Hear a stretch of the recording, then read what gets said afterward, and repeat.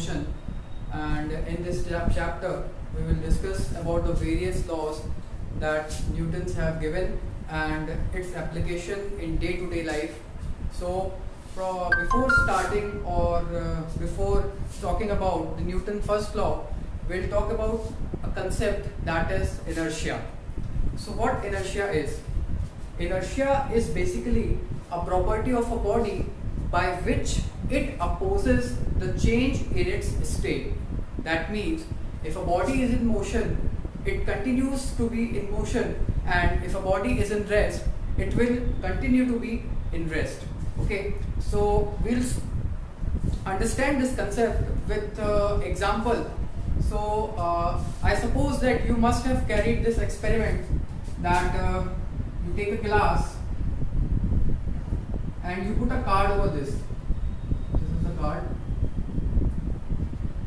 and above this card you put a coin. So when you apply a force on the card and you flip the card with the finger quickly, so what you observe that the coin which is placed above the card falls into the glass and the card is thrown away.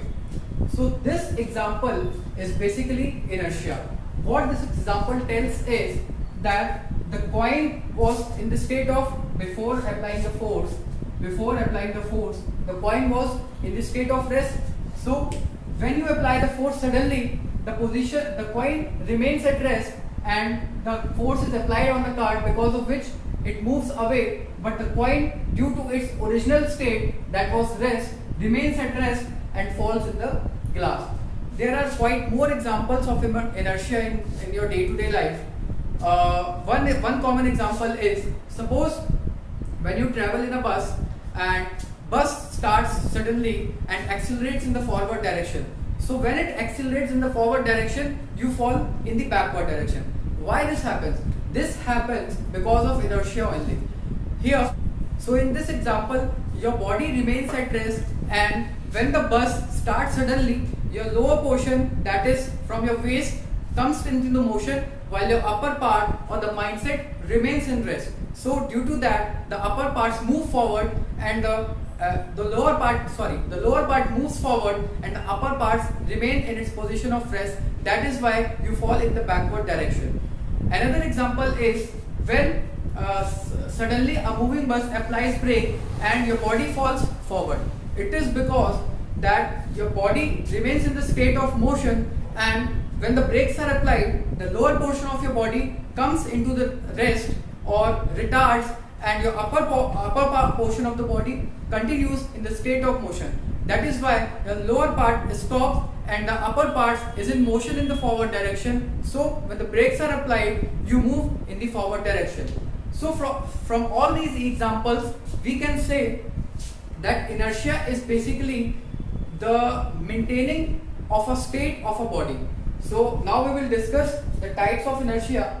So here there are three types of inertia.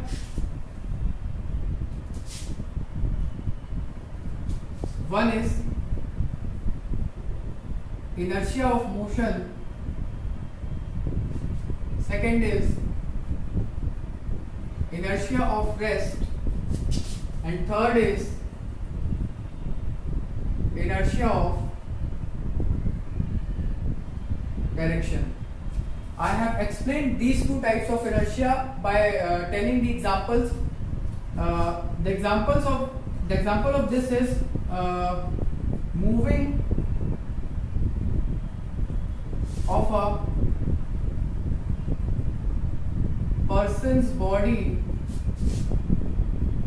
in the backward direction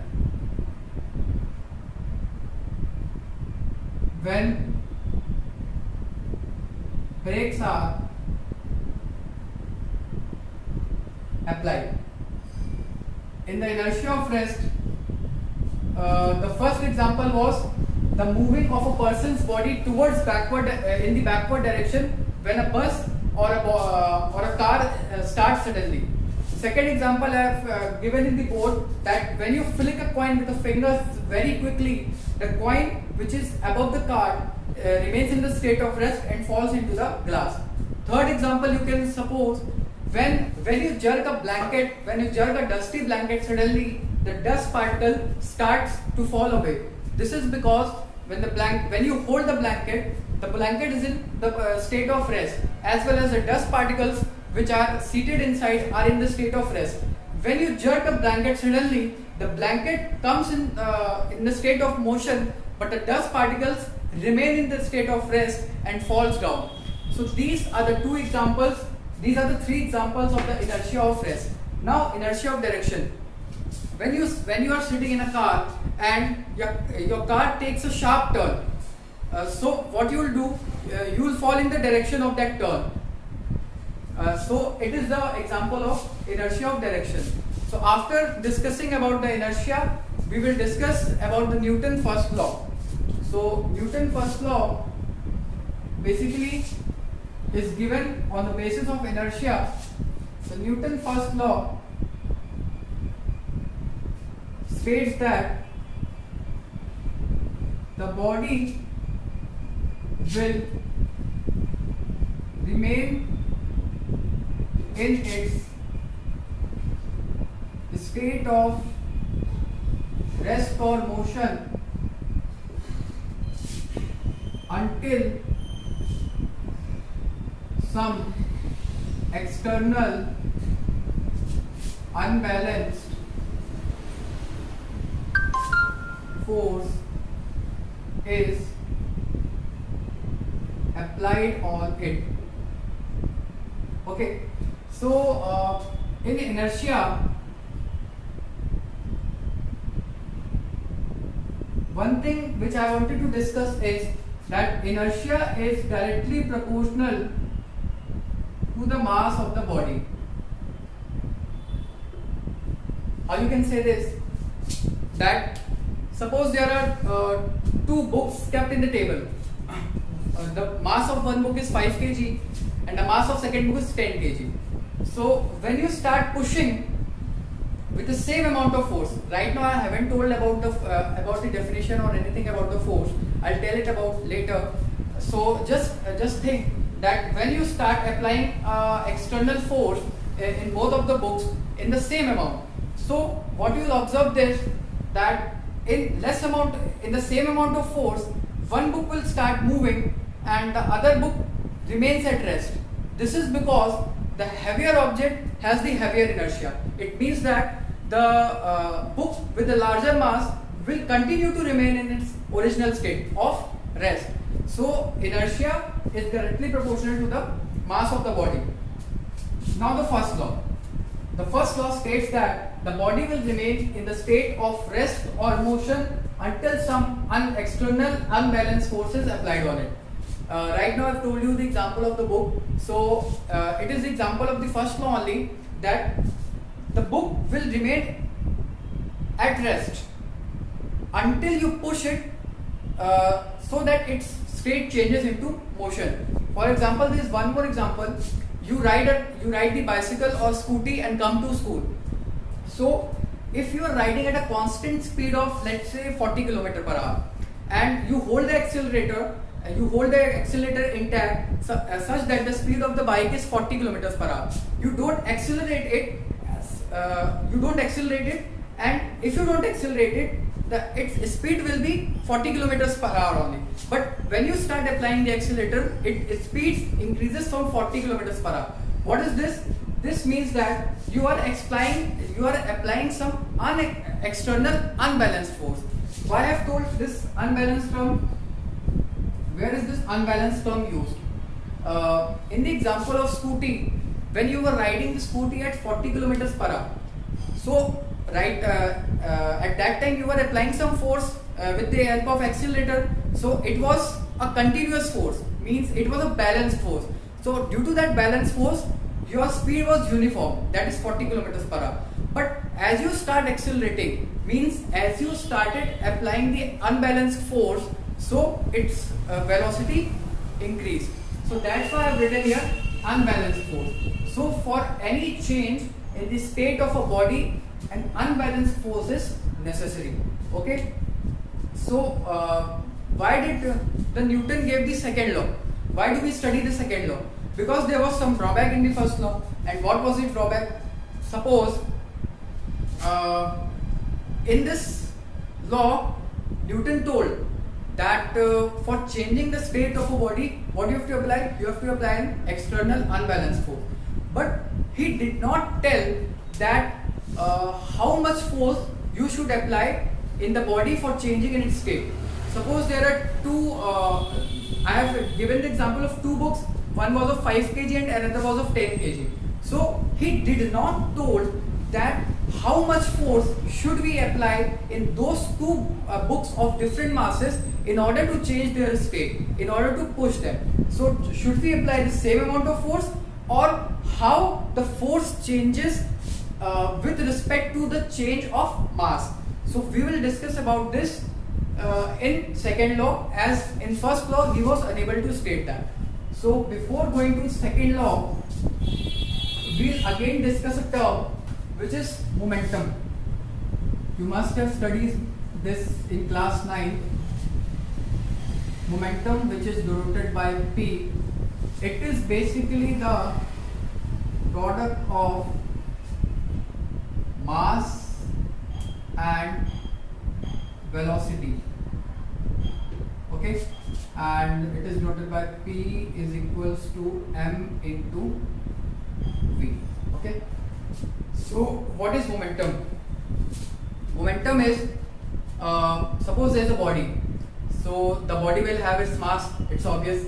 So when the body is moving, it is said to have a momentum, because a body is having a mass and it has a velocity. So what will it have? It has the momentum.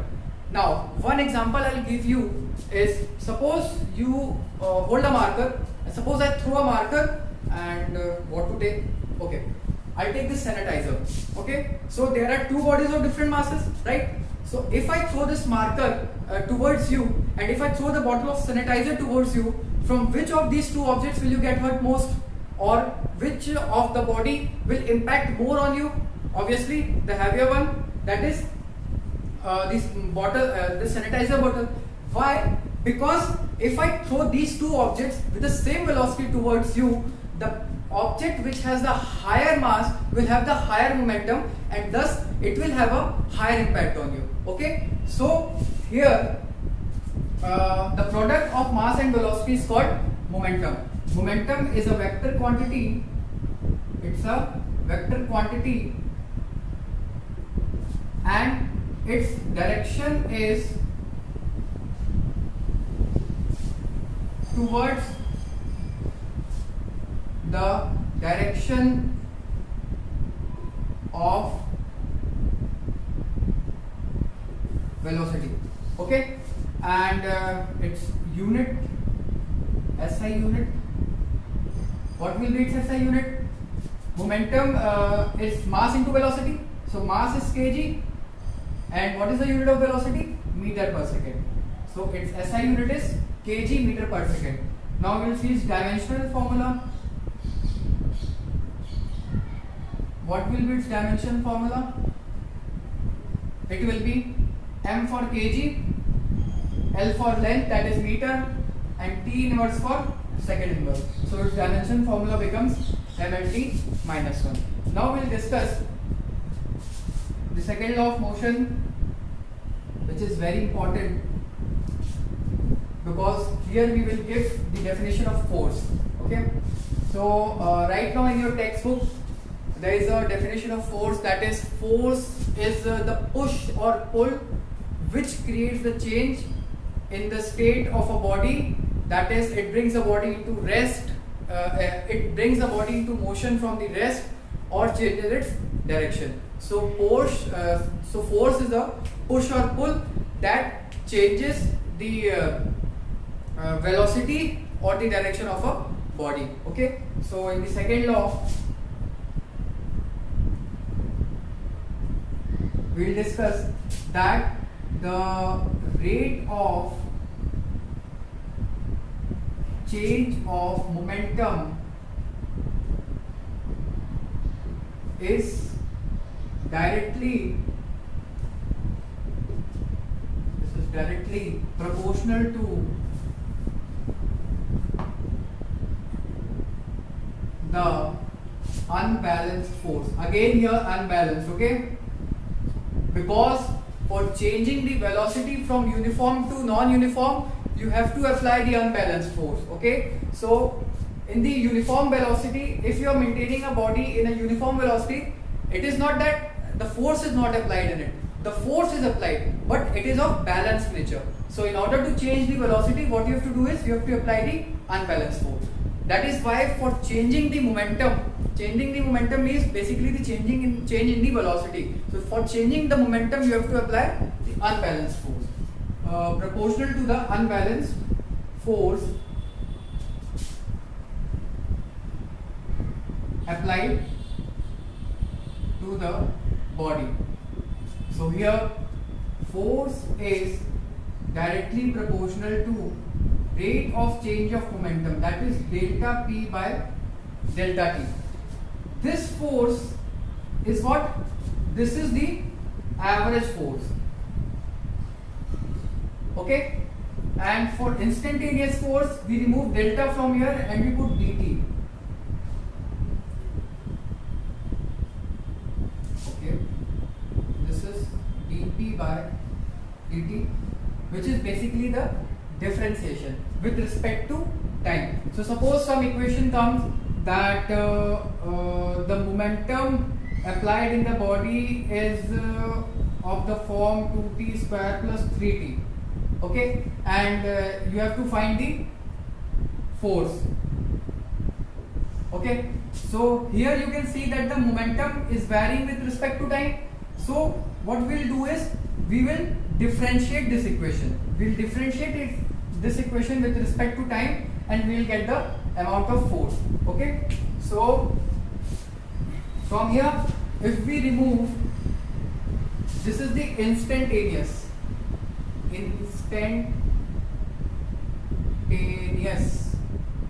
force. This is what? This is the average force, okay. So we'll consider this and we'll remove the proportionalities and we'll put a constant and change in momentum upon change in time. So we know that the momentum is mass into velocity, okay. So mass of the body is always constant, you know this. So F is equals to km delta V by delta T. And what is this term? This term is acceleration, okay. So from here the formula of force becomes mass into acceleration, and we all know that acceleration is also a vector quantity whose direction is along the velocity, okay.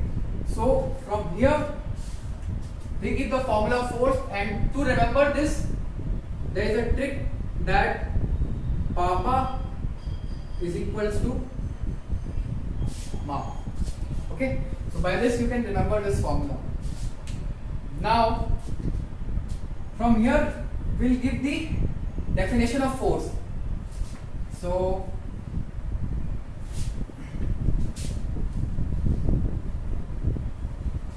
we have derived the formula of force, that is force is equals to delta P by delta T, or you can say that force is equals to mass into acceleration, that is papa is equal to ma, and this force is vector quantity.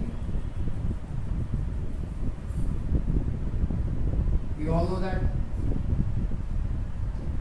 okay, and its SI unit is what? Mass for kg, and acceleration is meter per second square. But to honor its discovery, we used Newton, okay, which is noted by capital N. and its CJS unit is Dian. Okay, so 1 Newton is equals to 10 to the power 5 Dian.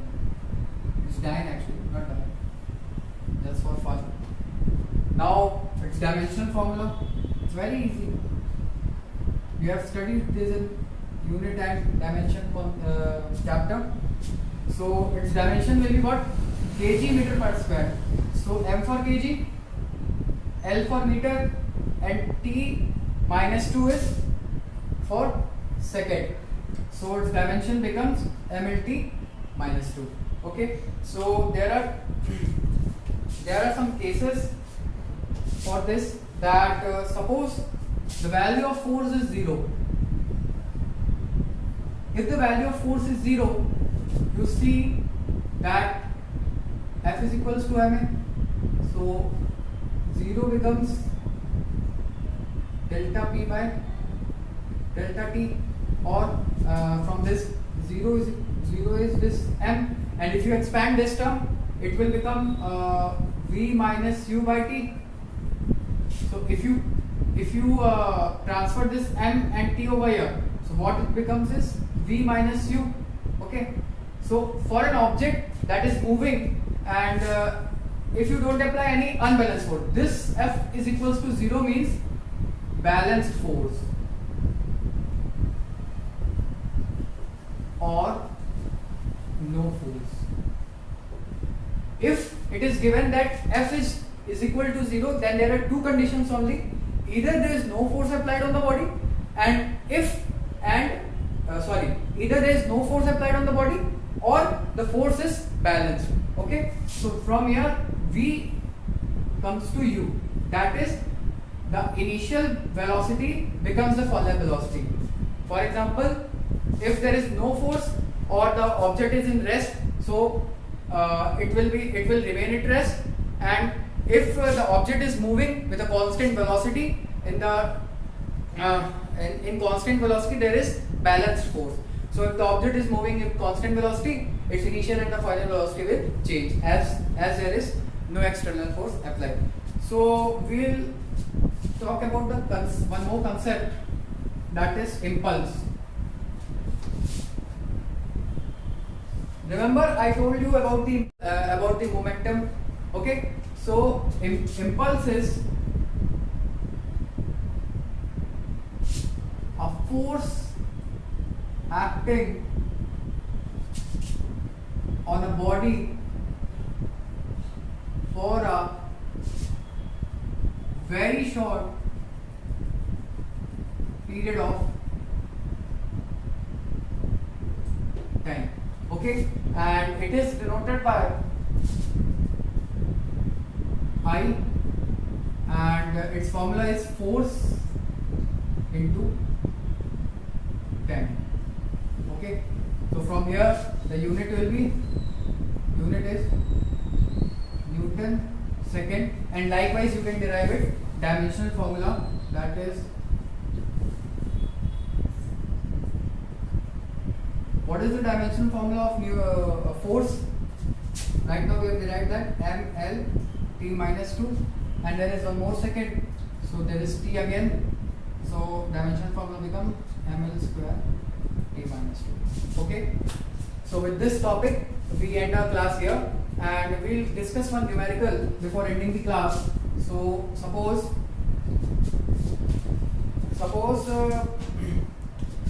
there is a body of mass 40 kg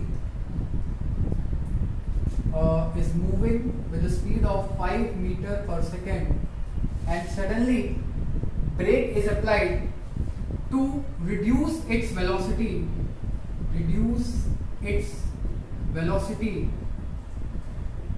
to 2 meter per second. Okay, so what we have to find here is find the amount of force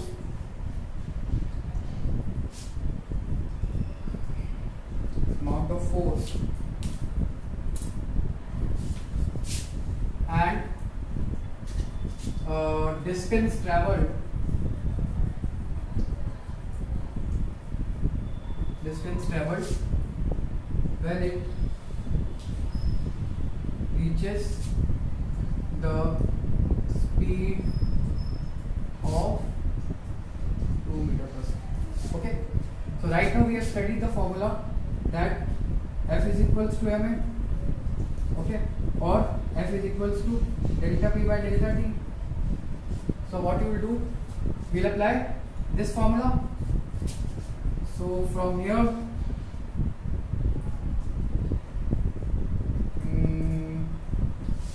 wait, it's in 5 seconds. Okay, so we'll apply the formula and we'll do this by F is equals to delta P by delta T, which is V minus U upon T. What is? So M is 40, V is the final velocity, which is 2, U is the initial velocity, which is 5, and time taken is 5 seconds. Okay, this is 8 and this will be minus 3, so it will be minus 24 Newton. What this minus sign indicates?